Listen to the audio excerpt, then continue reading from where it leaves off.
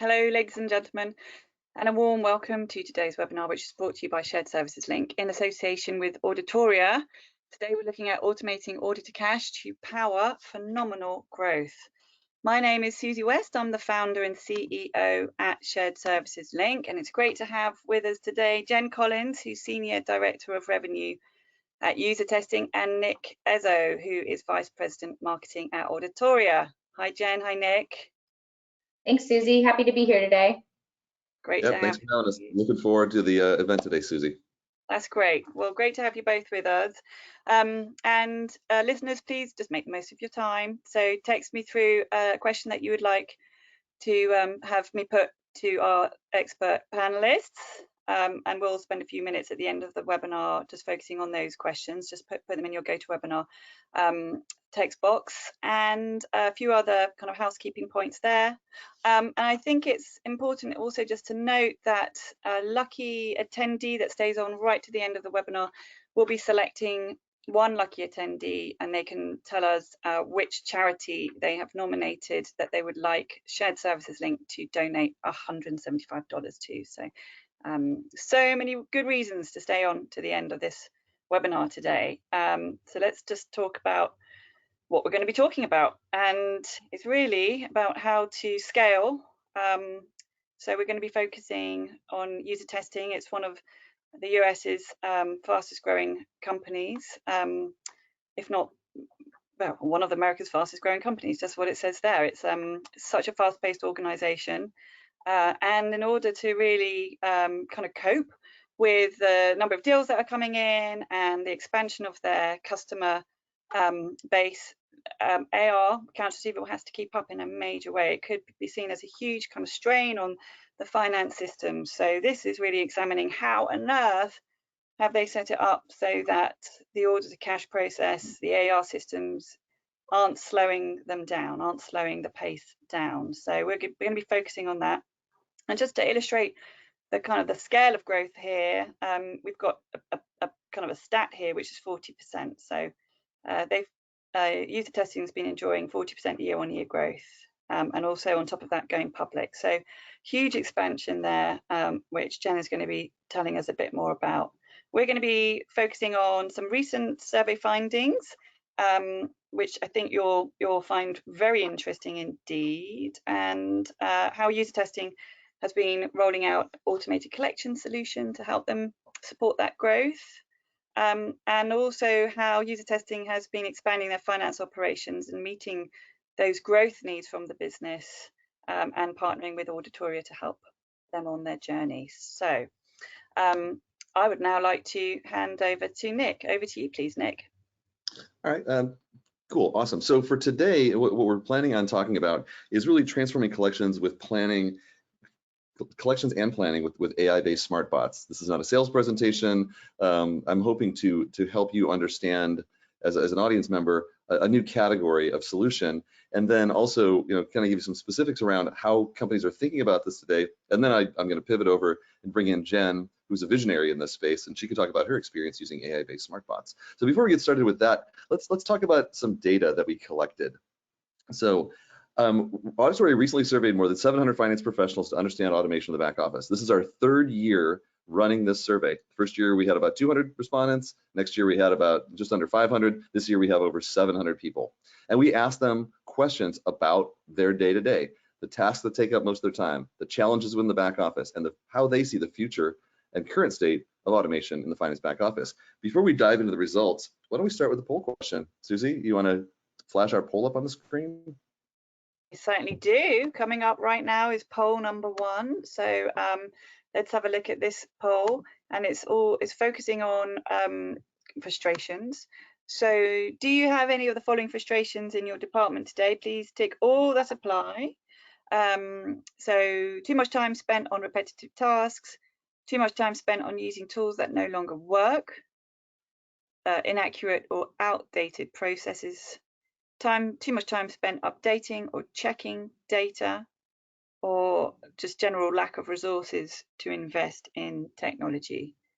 So let's try and get those numbers up, please. Please tick all that apply, and let's try and get that up to about 60 or 70%. We're at about 42% of people responding so far. So if you haven't already responded, please tick the appropriate boxes in 3, 2, 1, and let's have a look at the results coming in now. Okay, so Okay. what have we got here? Yeah, you want to talk us through the results then, Nick? Yeah, that's interesting, and I'd love to get Jen's perspective on this as well. But as you can see, people are having issues with repetitive tasks and updating and checking data. And here we are in 2022. It shouldn't be that way, but not surprising it is. And maybe we can help people with that. Jen, what do you think about those results? Any surprises there? I think both of those top answers actually kind of work together, right? Because if you're doing the repetitive task of just updating your data continuously, it's an easy thing to do, but it's something that just takes time and drives frustration from the finance professionals. Yeah, so let's see what our survey said when we polled those 700 people. So you can see that time spent on repetitive tasks, 29% of our survey respondents put that as their #1 thing. Time spent checking and updating data, that's the second highest one at 28%. So no surprises there. It's amazing how this small sample on this webinar actually fits in nicely with what we've seen from our larger survey. So good to know.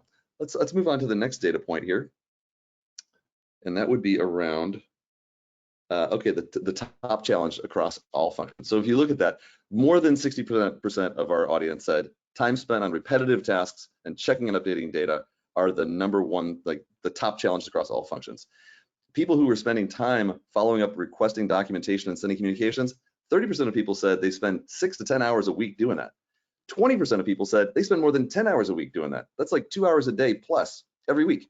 And that's up 153% from the first time we did this survey in 2020. So you can see there's some pandemic results there. Our first time we did it was in 2020 before the pandemic, then we did it during in 2021, and now we've done it again in 2022, sort of at the tail end of this pandemic. So at the bottom, it's not quite evenly split. A third of our respondents said accounts payable is the most manual. About a quarter said accounts receivable is also manual. Jen, I'd like to get your thoughts on that.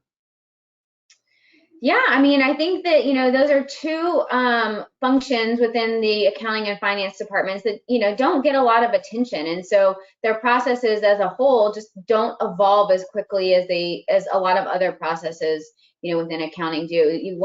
They just tend to blend into the background. And so they end up with that high load of manual work. Yeah, that's a shame, and it's my mission in life to fix that. So, Susie, I think it's time for our second polling question. It certainly is. So coming up on your screen now, let's have a look at this question. How much time does your team spend weekly following up, seeking approvals? So following up on approvals, seeking approvals, requesting docs, communicating with stakeholders.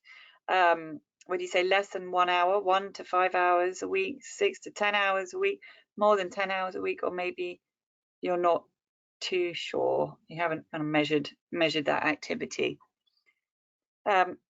So closing the poll in 3, 2, 1. Okay, let's have a look at the results coming up on your screen now. Okay, any comments or thoughts on that, Nick? Yeah, I'll jump in there first. So Sure. the biggest cohorts that I see are people who spend 1 to 5 hours doing this stuff, and then the second tied is more than 10 hours. So to me, the fact that people aren't spending less than an hour or they're not sure, people are very clear that they're spending a lot of time on these follow-ups, the seeking approvals and requesting communications with shareholders. Jen, surprises here? No surprise at all. Definitely feel the pain as far as, the time spent on those areas of the business. And, it's just something that I feel like happens because there's no consistency typically amongst customers of how to, get approvals, how to submit your invoices. And so having to learn that for each of your individual customers, is definitely a challenge and results in that high amount of time spent on it. Yeah. So let's take a look at a couple of side-by-side pie charts. Same question. We asked it in 2020 and we asked it again in 2021. And this is when we actually saw some variation before the pandemic and then in the middle of the pandemic. So before COVID hit, people were spending less than an hour. 39% of people were spending less than an hour on this stuff. Fast forward a year and man, did things change. 39% of the people reported they were spending 1 to 5 hours, 30% were spending 6 to 10 hours, and 20% were spending greater than 10 hours per week. So definitely a lot of pressure on the finance and accounting teams as they try to get their jobs done remotely with fewer resources, and just trying to get the books closed, vendors paid, and collecting cash from customers. I definitely think this is a result of a little bit of that remote work style. You used to just be able to walk over to someone's desk and get your answer right away, and now in remote work, you're sending emails, and it's easy to miss an email. So it does result in a few more hours here on these more repetitive tasks. Yeah. Now, so Susie, do we have a third poll at this point in time? We do. So let me just open this one up. Let me just beg your pardon. Okay. Okay. Let me just double check. Sorry, just bear with me for a moment. Okay. We do not. That's it for the time being. Yep, that's what I thought. Okay, cool. So let's jump into the primary day-to-day challenges that people are having in their back office. So we jump to the next slide on the primary challenges. You'll see that between inaccurate and partially complete information at 17%, lack of responsiveness from internal employees, vendors, and customers at 22%, repetitive follow-ups and questions from customers and vendors at 18%, and time wasted on getting approvals to take action. So it's kind of an even split across the board here. Time wasted on getting approvals, difficulty using outdated tools. It's really kind of an even split, 17, 22, 18, 16, and 17. For me, the takeaway is there's a lot of work to be done in the back office. Everybody seems to have different challenges. If you're on the AP side, it's vendor management. If it's on the AR side, it's cash and collections management. Jen, what are some of the things that jumped out at this slide for you?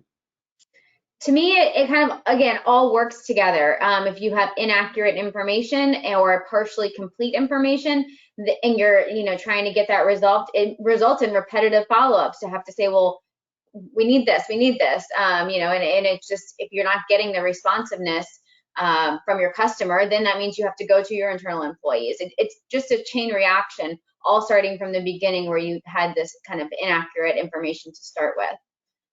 Yeah, and the world has changed, because it used to be that you could just walk down the hall, stand over somebody's desk and ask them for the information that you need. Now, like whether we have Slack or Teams or Google Hangouts or whatever, it's a little bit more difficult. There's a little more friction in trying to address those day-to-day challenges. So let's jump to the most beneficial to the finance function. What did our audience, when we responded, 28% reported, hey, if you could reduce the repetitive tasks of my life, that would be the most beneficial thing for me.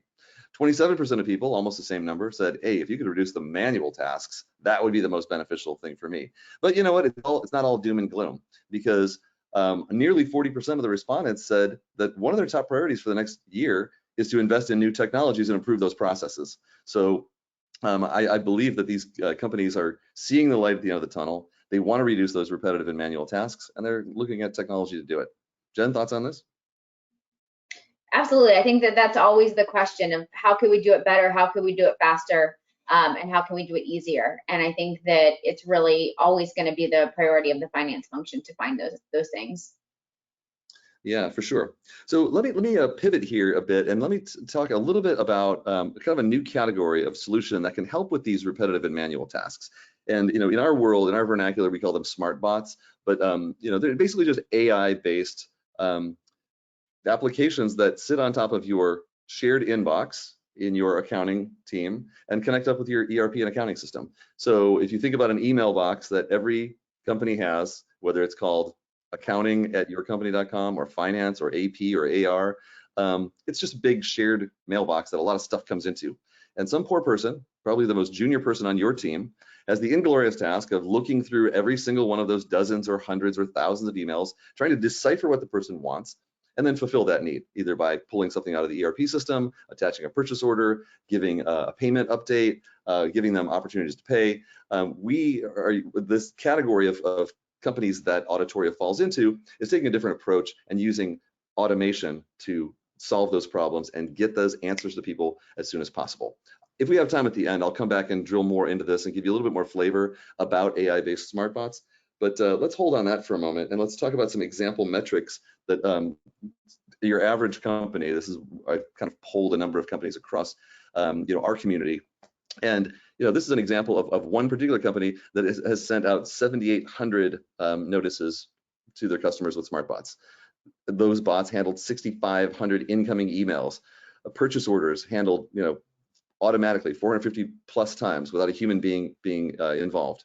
Invalid contacts, somebody leaves the company, the email's wrong, it bounces, it's malformed. The bots detected that and escalated that to a human being 650 times.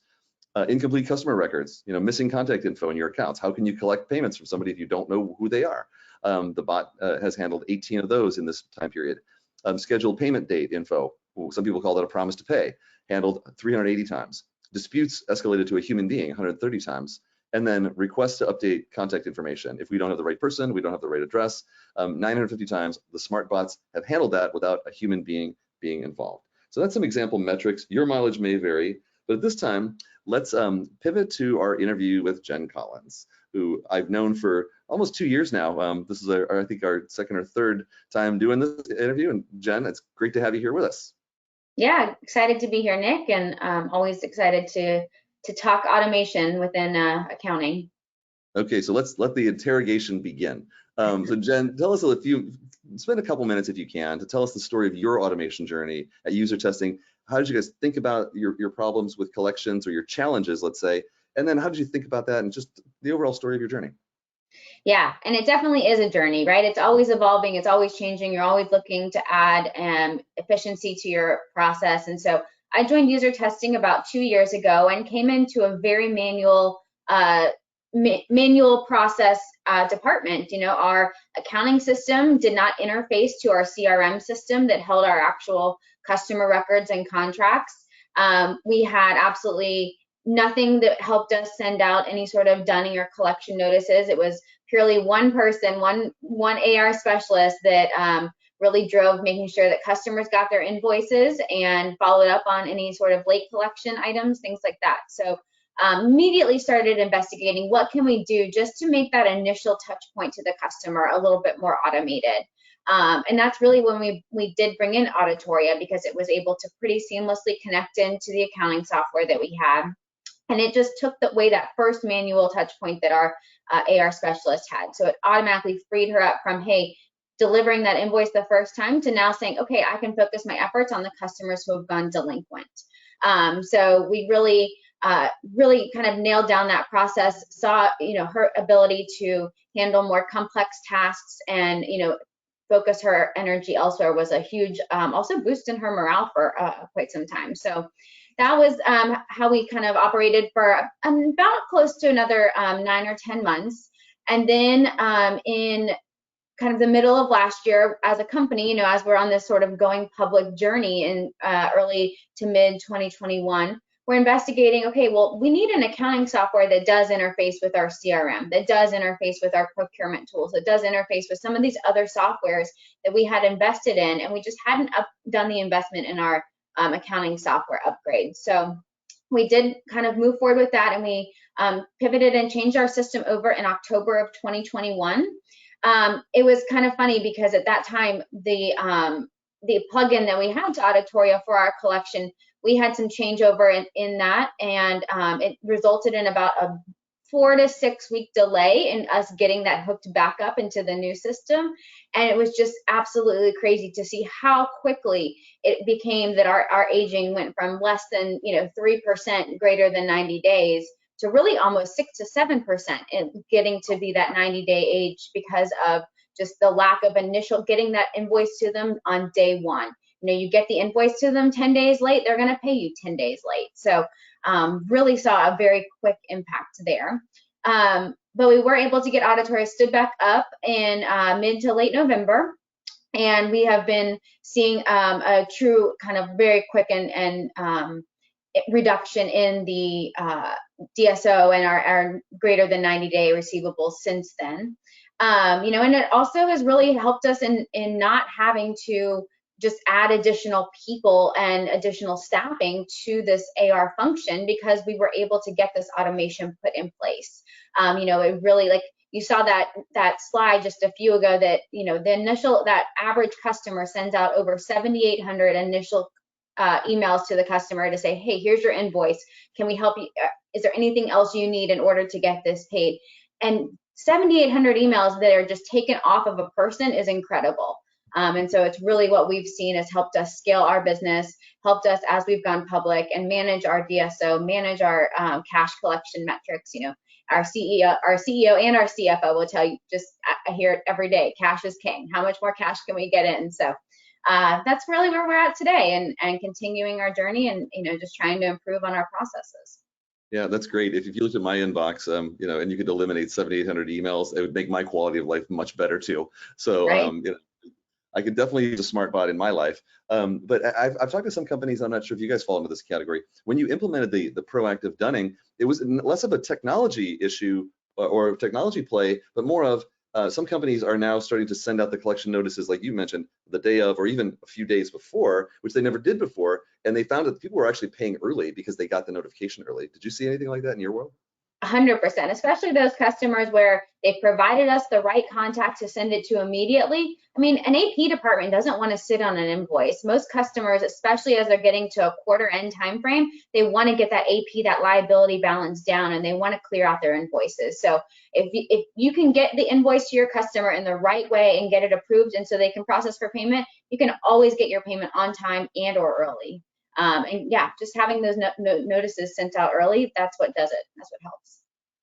Okay, so cool. Let's pivot to our next question. So, I love to believe that the world is all wine and roses and everything's like perfect all the time, but we know there's speed bumps and there's roadblocks. And so what were some of the roadblocks that you saw as you were implementing any new technology, not just Auditoria, but what are the things that jump up and get in your way? The first thing that comes to mind is time of your key stakeholders. Most technology, as I think about what we did when we changed over our accounting system, right? It took a lot of effort from a lot of stakeholders across the business. We needed our enterprise systems team involved. We had an external consultant come in that helped us set it up and make sure that we had scoped everything properly. And then our own internal team, right? We already have day jobs. This adds to that. And so just the time to be able to invest into actually implementing it and implementing it right. I think that there is a very big differentiator there too. To get it right, you have to spend the time to fully scope it and make sure you've included every single part of your process. Otherwise, you'll spend the time to implement it and then you'll spend the time to fix it afterwards, which you don't want either. So that tends to be the number one roadblock, is just getting the time from your key stakeholders. I think another thing is always going to be money. That's always something that you want to make sure your company has budget for new technology and that they're willing to invest in programs and software that is going to help and drive efficiency within the business. And sometimes it's just hard to really talk through that return on investment of how you're going to see that so immediately, as far as what a solution is going to offer. Yeah, it's funny that you mentioned that. And I'd like to kind of circle back to a point you made earlier, that a lot of people who are in my position don't fully understand or internalize.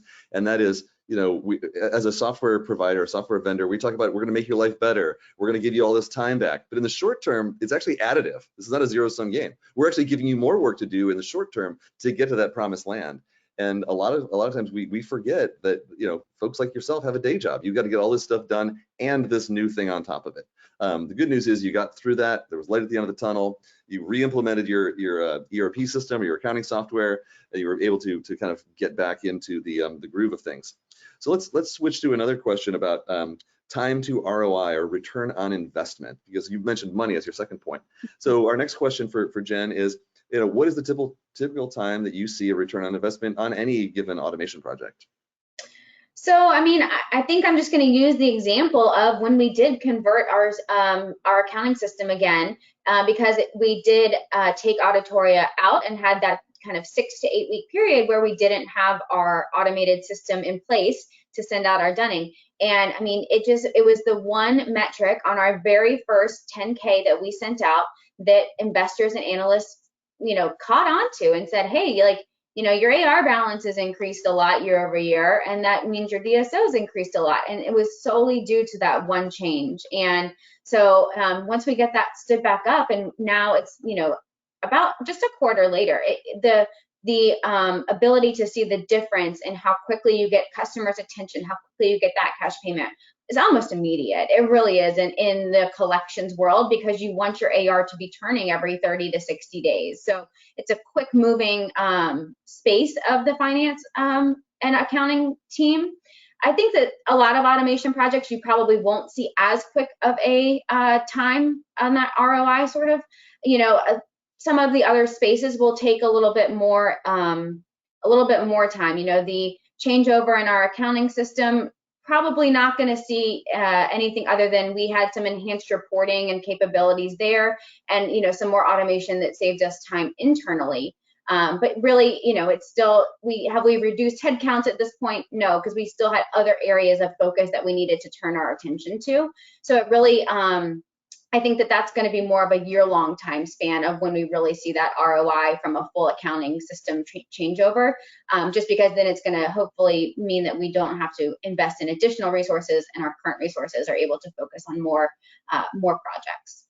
Yeah, I've heard replacing an accounting system is kind of like rebuilding your house while you're living in it. Work still needs to get done, and you're kind of tearing walls out and rebuilding things. What's funny is that you mentioned on your 10K, the shared services link, this audience here, these are pretty much large companies. Many people on this call are publicly traded companies, or they represent publicly traded companies. It's a serious concern for people if their investor says, hey, why is your DSO trending in the wrong direction? They clue into that stuff very, very quickly. But good to know. So for our next question, let's talk about how you're evaluating automation solutions. So what are some of your requirements when you're thinking about automation? What are you looking for? What's on your shopping list, Jen? So the first thing is you want to make sure that the solution that you're bringing in is going to work with the other software solutions that you have implemented, you're currently using, and you intend to continue using. One of the biggest challenges that I found is when you have multiple systems that don't talk to each other, and you have data stored here on one piece of the contract and you have data stored here on another piece. And so always having to manually put them together is really not something that we want to do. So always a key requirement is to say, okay, how is this going to interact and seamlessly work with the existing automation solutions and software we have? That's definitely top of mind. And then I think ease to implementation is number two. How seamless is this going to be to add into our process, and how much time is it going to take in order to implement? And implementing, including all the scoping and getting all the key stakeholders together, like we mentioned before. Those are probably the top two that I think of. Well, good. So now, I mean, you guys were private. You changed out your accounting system in preparation to go public. You went public. So my next question for you, Jen, is how have the expectations of your executive changed with respect to the accounting and finance team, but specifically revenue accounting, which is the area that you represent? Yeah, and I'm not necessarily sure it's right to say how the expectations changed, but it's how has the visibility changed, right? We now have these KPIs that are being released publicly to external investors and analysts, and they ask these questions, and so now our CEO, our CFO says, hey, if I get this question from an analyst, how am I going to answer it, and how do I, and all the way down to how do we say that it was a system changeover that caused our DSO to increase a little bit here. So I think the expectations of the executive team, it's the visibility, and just really making sure that we're staying on top of it, I think, is the other thing. In a private company world, things can slide for a quarter here, a quarter there. But here, where we are really judged on an every quarter basis, it's really just making sure you're on top of your game and knowing exactly where you're going to land almost ahead of time too. I think that that's really key. And then the last thing I think that has changed so much with us becoming public is the internal control environment. And so the expectations of our metrics not only rely on good systems and good processes and good forecasting, but also making sure you've got controls in place to really manage all of your processes down to the very smallest one. Well, so while we're on the topic of metrics and KPIs, my next question is, what are your metrics? How are you measured? What are your KPIs? Yeah, I mean, some of the biggest ones are just your AR balance, right? That's you don't want to just see your AR balance grow. You want to see it also decrease from those cash payments and your cash balance. So your balance sheet in general, very, very important, and something we track heavily. Those DSO metrics, also something we track very, very much to the quarter to make sure that we are really showing improvement since we were since the Q4 release of our numbers. So when you're thinking about pulling data, it would be great if all that data was in one place. Is it in one place, or do you have to pull data from multiple sources? Now that we have set up an accounting system that actually interfaces with our CRM, we have a really great integration going there, and all of our systems today can now talk to each other. And we really are able to get the data in the places that we need it easily now.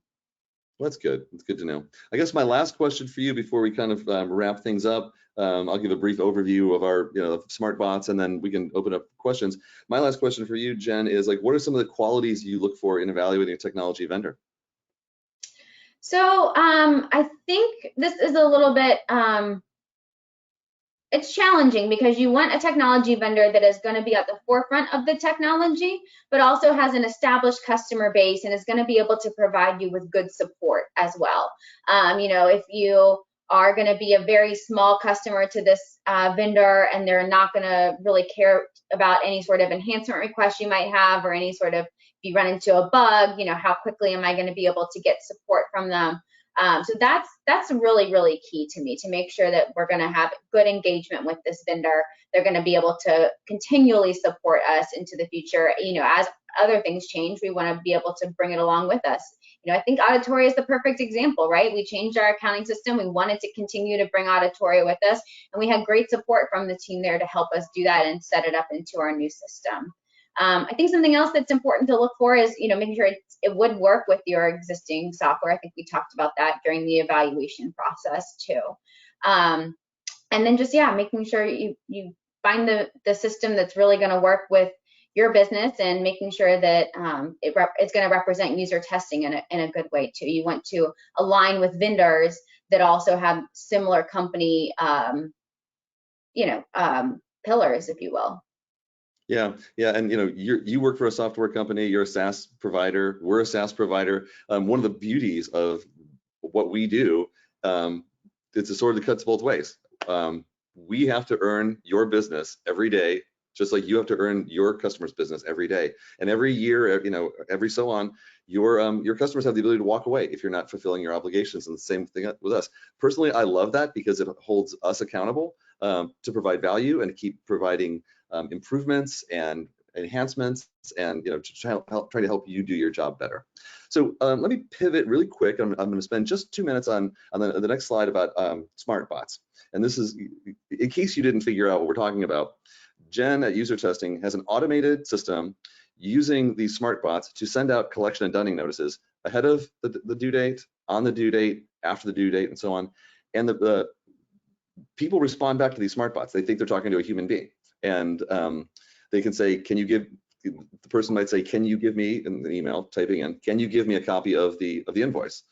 The smart bot gets that and says, oh, okay, great, pulls it out of the ERP, attaches it, and sends it to the person, so they can then process that through their normal accounts payable process on the customer side of things. And so normally, heretofore, that was done by a human being who had to do all that stuff manually, and we have smart bots that do that on the back end. So some of the metrics that we've seen across our customer base, not specific to UserTesting, but reducing DSO by 15%, reducing AR past due balances by 75%, bad debt write-offs by 35%, improving your productivity or FTE productivity by 60%, delaying the need to hire people in the future, doing more with the same number of people, or not having to expand your shared services, reducing your process workload by 75%, and then improved employee morale. When you don't have somebody trying to be a collections agent, that they're going to be happy about that. If you've taken 75,000 or 7,500 emails out of their inbox and said the bot handled that for you, they're going to be happier. And then your customers are going to be happier because now they're getting their answers faster. They're getting their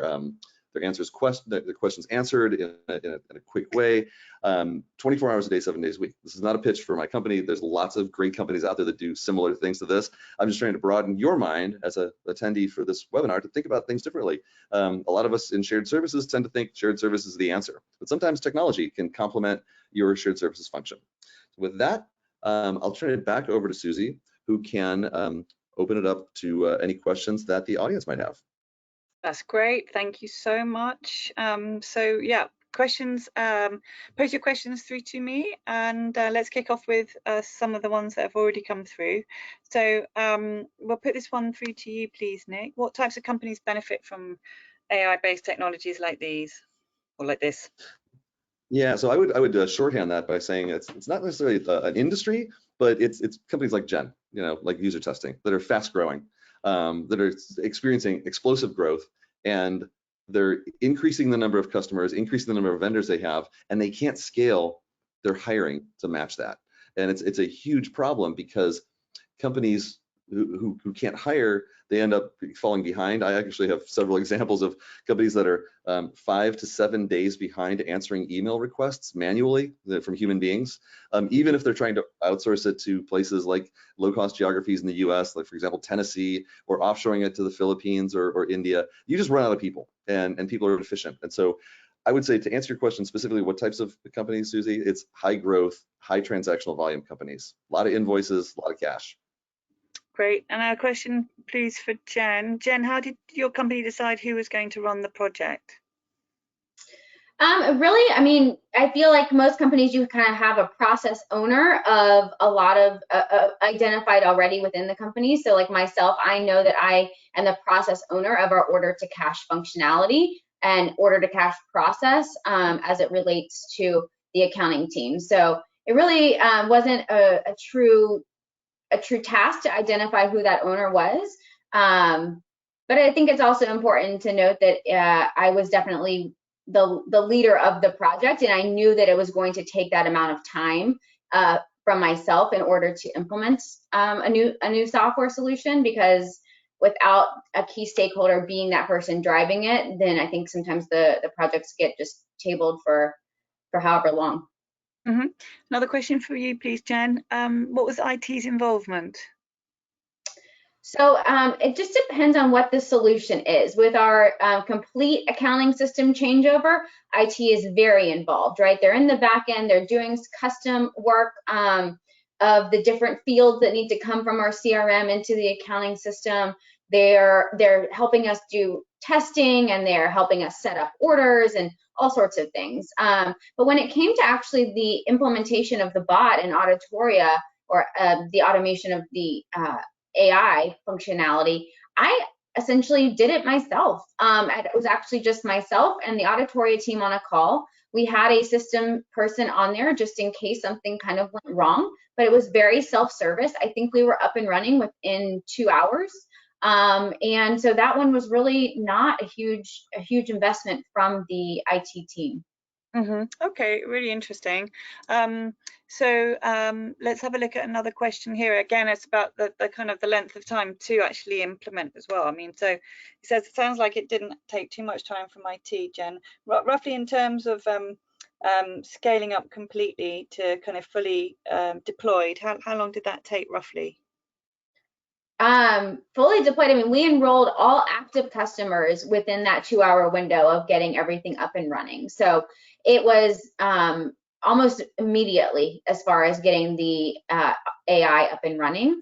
I would say that it helped us for like probably the next 2 to 3 months really identify where our gaps were, where we weren't getting the full information from our sales team about like the deals, of who to contact to get the invoice input.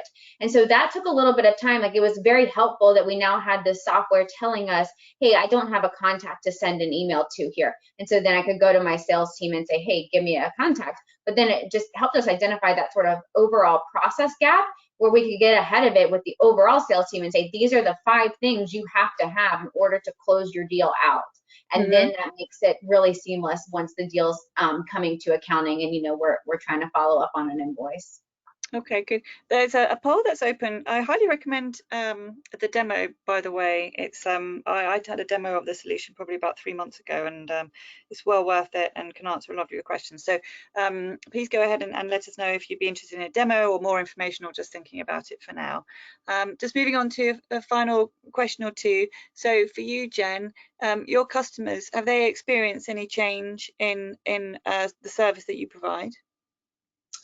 I would say that it's been a positive change. I would say, yes, the emails are automated, and so sometimes a customer responds back and says, I need to talk to a person. So it helps us identify who needs a personal response.